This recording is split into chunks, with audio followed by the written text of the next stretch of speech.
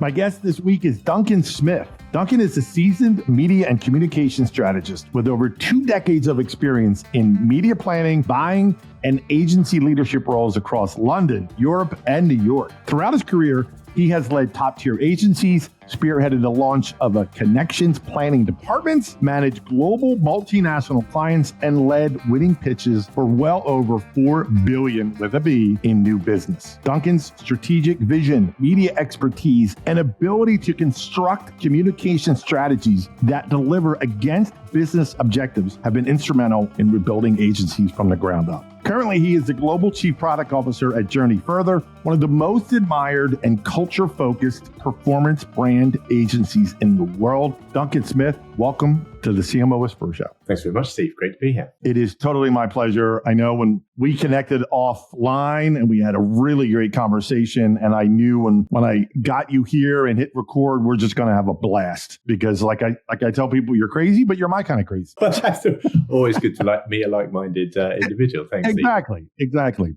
So I'm going to jump in. I love how you put this. I had asked you, I said, give me some things you want to talk about, right? And I love that you used the term back to the future when you gave me a couple ideas for topics to talk about. And I'm a big believer, you got to learn from the past, and what was done before will come around again, and all those different cliches. So under that guise of back to the future, the first thing is to talk about a return to through the line media and comms, right? Walk me through us through that. What do you mean by a return to through the line media and comms?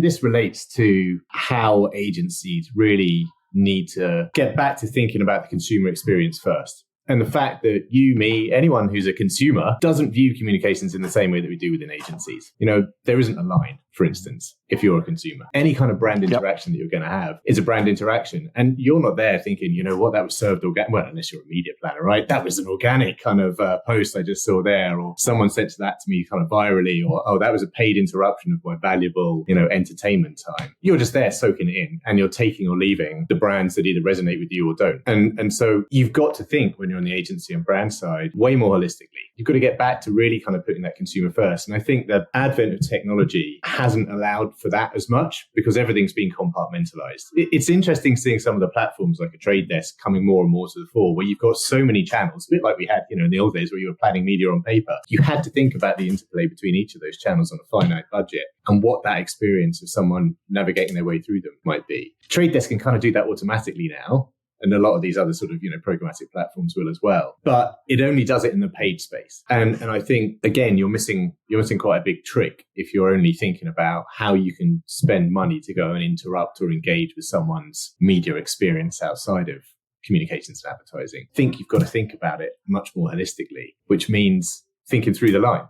Getting rid of that line and thinking about, when people are in spaces where I can't buy advertising, how can my brand show up and how can we engage and how can we add value to that experience? So it's really taking it back to that notion of engagement, above attention, above sort of paying for that sort of interruptive moment and really just behaving in a much more value-driven, consistent, holistic way outside of, the sort of itty-bittiness of paid channels and stacking stuff on top of one another. It's fascinating. Why do you think how does it matter that we got to this point that we need to have this return to through the line media? I think some of it comes down to measurement.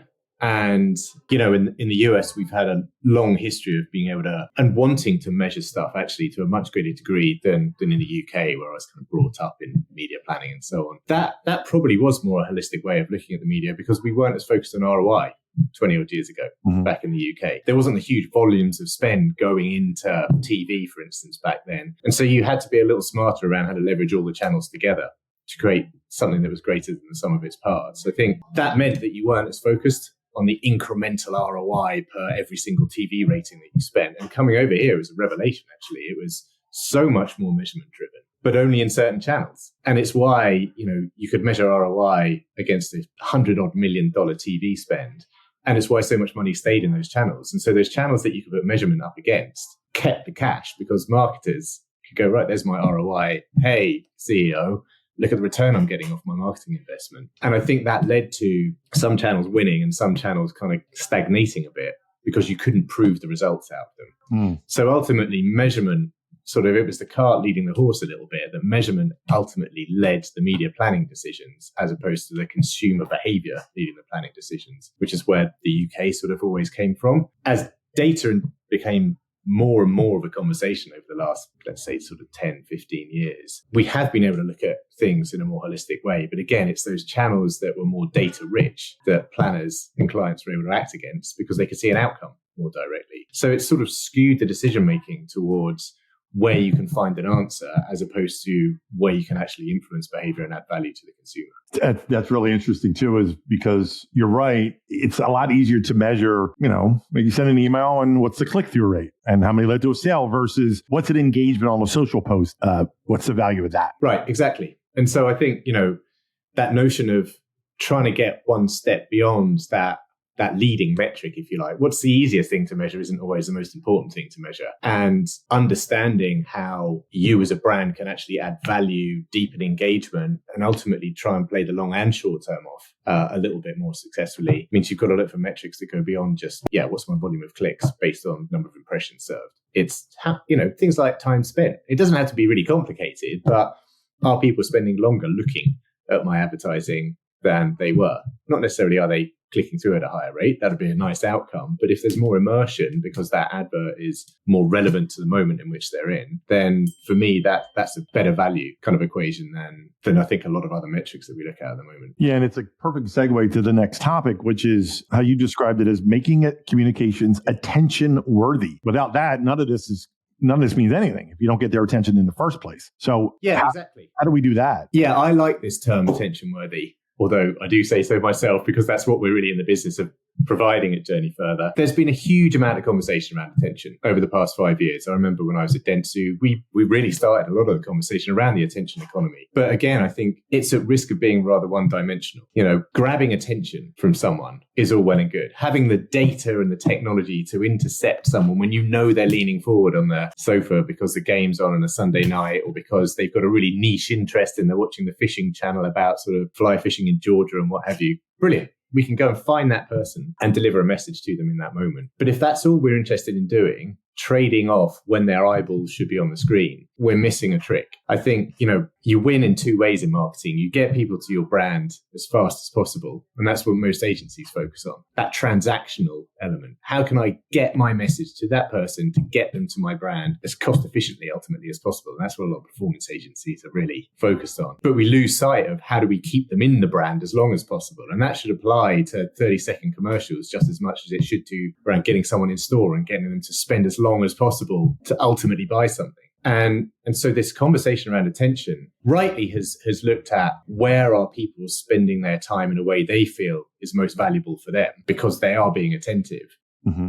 But we've stopped it there. Going, great. Now we found them when they're in the moment and their eyes are on screen and they're not out making a cup of coffee during the commercial break. That airtime should be more valuable. And so I'm going to trade it at a higher rate. And I'm going to premiumize it as a brand to just be in those spots. But you've got to deliver something in that moment that's then truly valuable to that consumer. Because if you're going to slap them around the face and say, hey, look, I know where you are and I found you when you're paying attention, and you deliver something that isn't of value, you're going to turn them off. They're going to get pissed off that you've interrupted their valuable time. They're at best going to ignore you. At worst, they're going to be coming into work or talking to their friends saying, did you see that ridiculous spot from that brand last night? I was right in the middle of watching CSI or whatever, and this crazy ad came on that had nothing to do with me. And I know that's a bit hyperbolic. People don't really talk like that, but you've got to resonate in the moment as much as be in the right moment to begin with. So that for me is what attention worthiness is. How do you earn the attention of people? And then how do you keep it as well? What is worthy of their attention when you've got it? And the same on brands as well. I mean, we'll talk about attention worthiness, not just being worthy of a consumer's attention by being as relevant as possible in the moment, but by being worthy of the attention of brands as well. So how is it more accountable? How can you make sure that, brands want to come and work with us because we can prove that every single penny that we're spending with them is worthy of their time and their investment. And I think that's where those two worlds are starting to come together a lot more now, that irrespective of what medium you're advertising in, it can be held wholly accountable versus even sort of 5 years ago. And you can use that accountability to deliver something way more valuable and resonant to an audience as well. So I think we're getting to what should be a perfect world, but we tend to lose sight of it a little bit when the measurement comes in and we're like, we're going to trade off attention metrics and, T-vision data and how many eyeballs are on screen. And we lose sight of the fact that there's someone there that wants to be entertained on the other side. Yeah. And the word I think too is that I would add to this, and I think it's just kind of a synonym for what you're saying for valuable, is relevant. Right.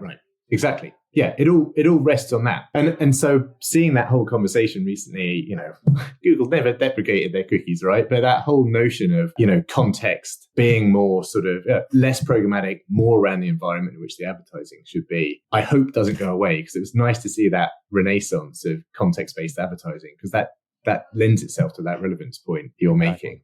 How do you be native? How do you be additive to that experience someone's having? Because that's where you drive real value for brands. Exactly. And you want to avoid that. You mentioned that disruption, right? Right. That's the death for any brand. When you're showing me something irrelevant and then you're disrupting my time, then you got a lot to kind of work back on to get their trust back. Well, exactly. You can be disruptive in a relevant way. Right. If you've got a brand that knows its audience, and I'll say, if Liquid Death did TV advertising, that's going to be disruptive. Mm-hmm.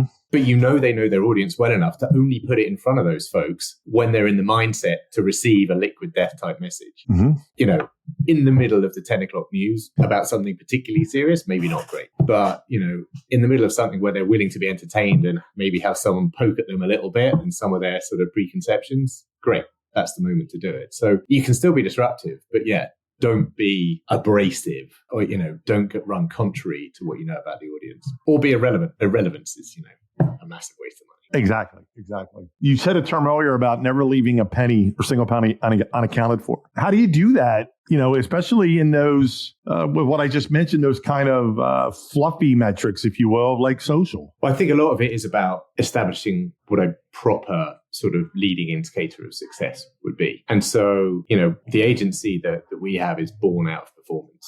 And so there's just a mindset that you have there amongst every single person that you need to understand what the actual outcome from a business or brand point of view is, and then find the metrics that line up to that a lot better. And so, like shares, all of those softer social metrics, nice to understand. But, we want to make sure that, there's always a return path, that there's always an action that someone should be taking. And it's measuring off that consumer behavior ultimately that counts. And so, again, it's going beyond that first step, for instance, to find some kind of metric that actually has much more of a corollary with the brand or business imperative that we've been charged with. Right. Everything else is great. And it's nice to know that you're driving positive sentiment, because that's going to have a knock-on effect of advocacy and loyalty and all that kind of stuff. But if your brief is, we want to increase revenue by X%, you've got to be planning and then measuring something like social or whatever channel you've got, even if you're not spending, money or media investment on it. Right. Of a metric that truly reflects that objective. Here's a question for you. The purpose versus product balance. Yes. Have we got it right yet? It feels like we're kind of in a better place than we were. I mean, I feel like I'm going back years and all of this stuff now. But I remember when purpose-driven brands, and there's always been purpose to brands, right? But then there was a big trend, probably 15 years back, right? When that really started to come to the fore. And the notion of purpose then was altruistic purpose. Mm-hmm. It's, what's our benevolent cause that this brand is all about? And a lot of the times, I think you got brands that were grasping for some kind of purpose beyond the product itself. And I think that took a lot of brands down the wrong path. I remember working with P&G at the time, and 50% of their brands was so focused on product delivery. Their purpose was, Gillette, the best shave ever. And that resonated with the target audience. If they were going to spend that amount of money on a razor, they wanted to ensure that product actually delivered on that purpose of giving you the best a man could get, which is, the tagline at the time. But other brands that didn't really have that product point of differentiation started to kind of veer off into adjacent purposes away from the actual product delivery. And those are the brands that struggle a lot, because you had to almost get the audience through two hoops. One, why is this dishwashing liquid talking about some kind of charitable cause over here that was a little tangential to it? And then why does that make me believe that this liquid is actually better than the competition? Right. So you were having to take consumers on too long of a journey, I think, towards why they should be on the supermarket aisle choosing that thing in the moment. I think we've rebalanced it a little bit more now. That notion of purpose being a little bit closer to the products themselves, and having a really clear idea. I think you saw it with a lot of DTC brands like Allbirds, for instance, is a really good example, where their purpose was to, deliver sneakers that were unbelievably comfortable at a really good price point. Warby Parker is another great example, right? There's some benevolent purpose in there, but ultimately it's driven by the product. Accessible, mail order, more, better value, for instance. Mm-hmm. And yes, we'll give a free pair of glasses to people in developing nations that need kind of eye care. But that was a subsidiary point, which they didn't lead with. And for most audiences over here, it's great to know they do that, but I just want a great pair of glasses at a really good price. I think it got heightened to the purpose-driven brands over the past 3 or 5 years from two things. One, COVID, and two, what happened in the U.S. regarding George Floyd. I think there was a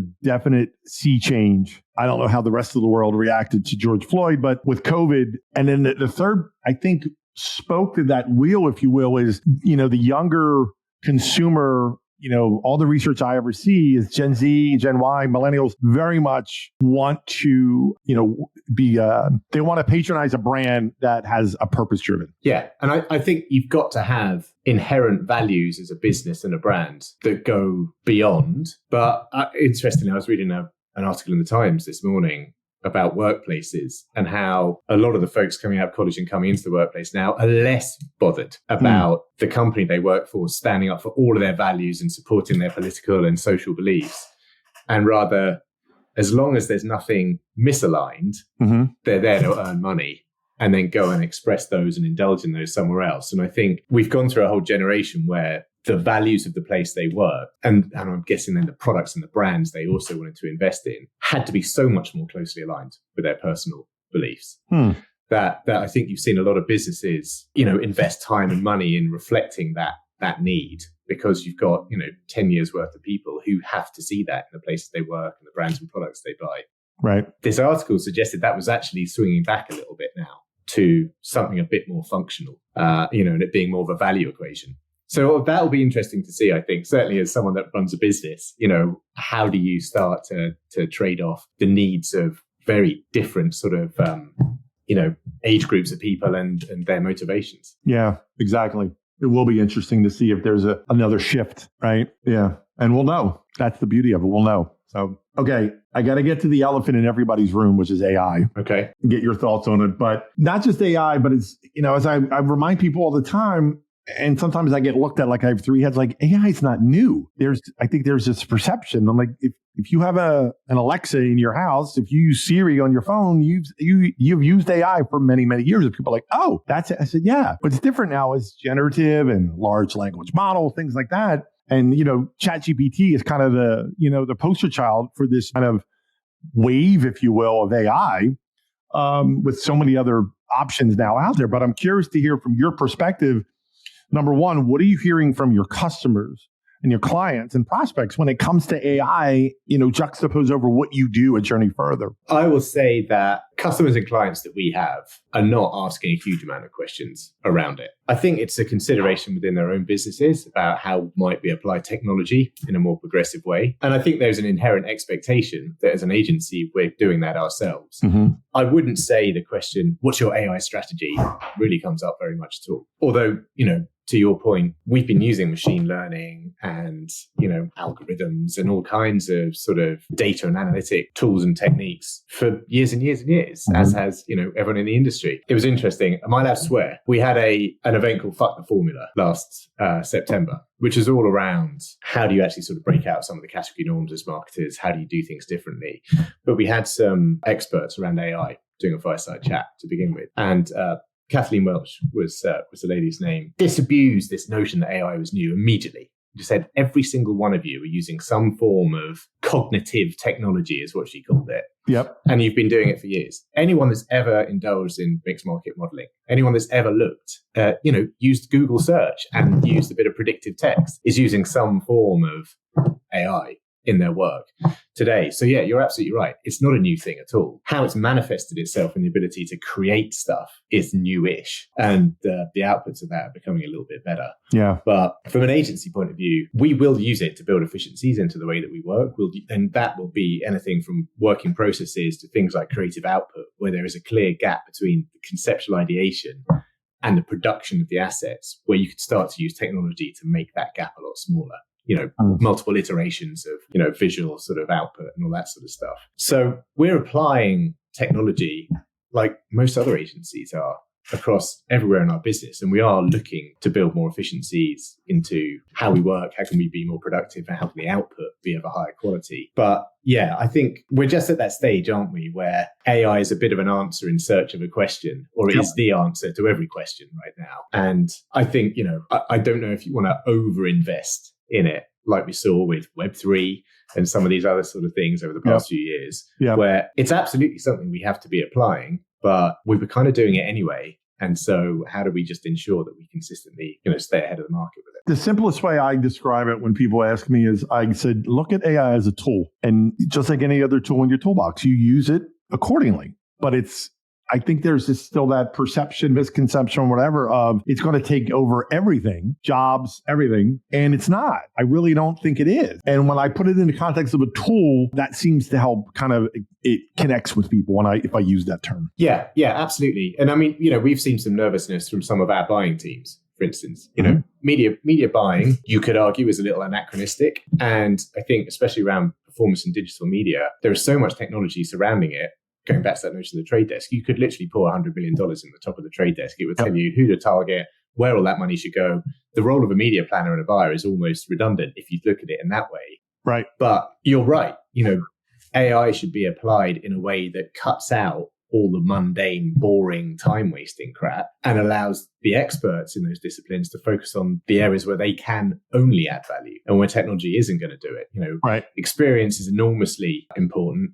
One of the models we have at work, we don't really have a traditional client service team because all of our experts in channel talk directly with our clients. So they're hearing it from the horse's mouth as to where is their money getting invested? Why is it getting invested in that way? And ChatGPT is not going to be able to do that job. So, how can we take some of the grunt work almost out of those guys' hands and have technology handle it so they can focus on being even more productive with more clients around the consultative, strategic application of that technology to help their businesses grow faster. And so that's the conversation we're needing to have more and more internally, because you're right. It's a sort of an implicit threat that technology is going to come take my job. And it's just about reframing it to say, it's going to take all the shit out of your job if you work it correctly and allow you to do the stuff where you're more expert and can add more value. Exactly. Okay, now comes some fun. I have a relatively new part of my show. I call it the Random 5, where I just ask you 5 random questions. So you kind of have to trust me. Okay. They could be personal, professional. I pick these very at random. Here's the 5 I have for you today. Number 1, if you had to eat only one food for the rest of your life, what would it be? I really want to say something healthy, but I'm not going to. Does it need to be a single ingredient? I know I'm clarifying the rules here. Or can it be like a dish? Yes. A dish. Pizza. I mean, hands down, pizza. There's no question. Favorite topping? Now, there's a local place we go to, which is great, which does banana peppers, olives, pepperoni, a little bit of sliced tomato. Wow. Just, regular. Yeah, that's pretty good. All right, I'm in. I love that. Okay. What advice would you give to your younger self? Ooh, that's a really good one. And it could be professional, personal, whatever. Yeah. I mean, if it's my younger self 20 odd years ago when I started, knuckle down a little bit more. Because, coming out of college, doing a liberal arts degree that demanded 4 hours a week of my time, and then going into a 40-hour-a-week job is a pretty big transition. And there are a few moments where I might not be sitting here today if I hadn't got with the program a bit more. So, I think that sounds a bit boring, doesn't it? But pay attention. Yeah, pay attention. Maybe treat it a little bit more seriously. There's no right or wrong answer. Okay. What's a book or movie that has had a profound impact on your life? Wow. I'm going to say 2, if that's all right, a book and a movie.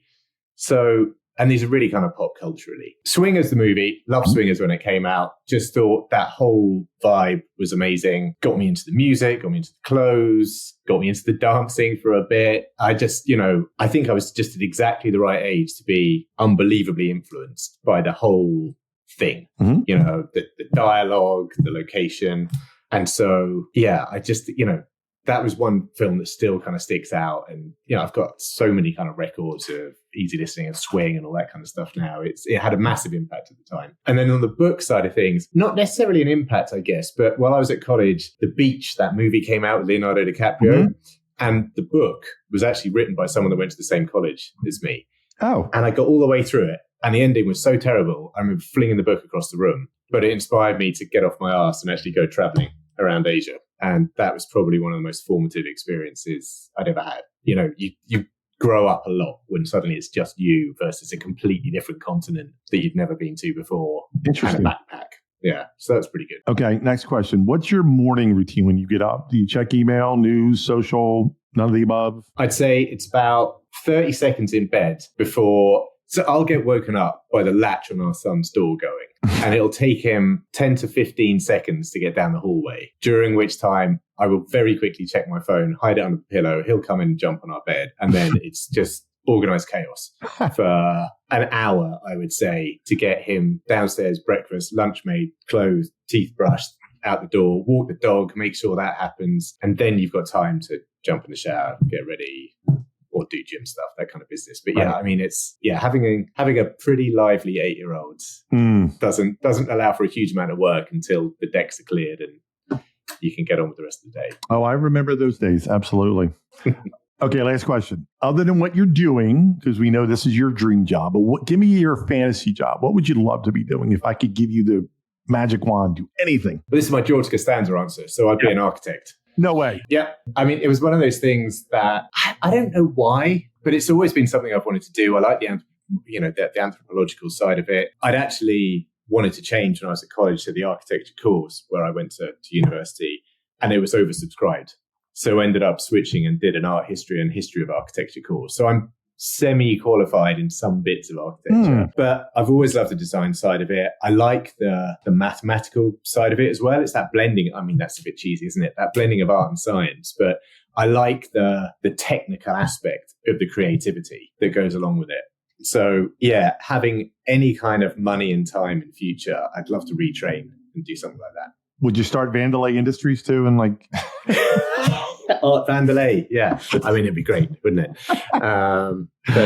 Yeah, I know it's a bit hackneyed now, but I'd love to do it. My daughter is really, really kind of into that side of things, so she's just starting her A-levels and doing a bunch of 3D design. So, in all seriousness, though, when you travel, though, even in and around your own city, do you look at architecture differently? Like you kind of look at how things are designed? And yeah, I mean, I think so. The course that I did really ingrained that into you as well. We went on, field trips where all you do, I've got sketchbooks, where you'd go around Paris and you just draw buildings. And so it does give you a bit more of a critical eye. And I'm quite visually driven. So I will much prefer to articulate my thoughts on sort of 4 pieces of paper that I'll draw stuff out on. And so to have some kind of profession where you can do that as a living and see it manifest itself physically would be amazing. It sounds like your passion for that, though, correct me if I'm wrong, and maybe you haven't even thought of this before until now, permeates into what you're doing now. That the way you look at things.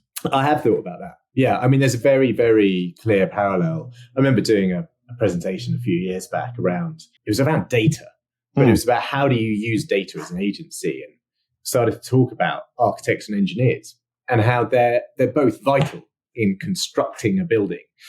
You've got an architect who will take the brief and come up with the sort of concept and the overall idea of what it is that needs to be built. And they've got to have some technical understanding to know what's possible. But they'll take that brief, come up with that concept. But you've got to have engineers who are equally as adept at taking that concept and making it real as well. And if you think about, strategists and planners versus, the buying and acquisition and optimization teams and agencies, they're the architects and engineers of your business. And you're all using that data ultimately to come up with the plan, the visual, the design, and then acting on it to make it real. And yeah, so I have thought about that quite a lot. It's, how do you use that stimulus, those insights, all of that data and information about the people to come up with your blueprint. Interesting. Wow. Well, listen, my friend, this has been a blast. I knew we were going to have a great conversation. The time flew by. I know everybody listening is going to learn so much from you. I cannot thank you enough for coming on. Thanks, Steve. No, it's been a really good conversation. Really, really good to do it. Thanks. Thank you, my friend.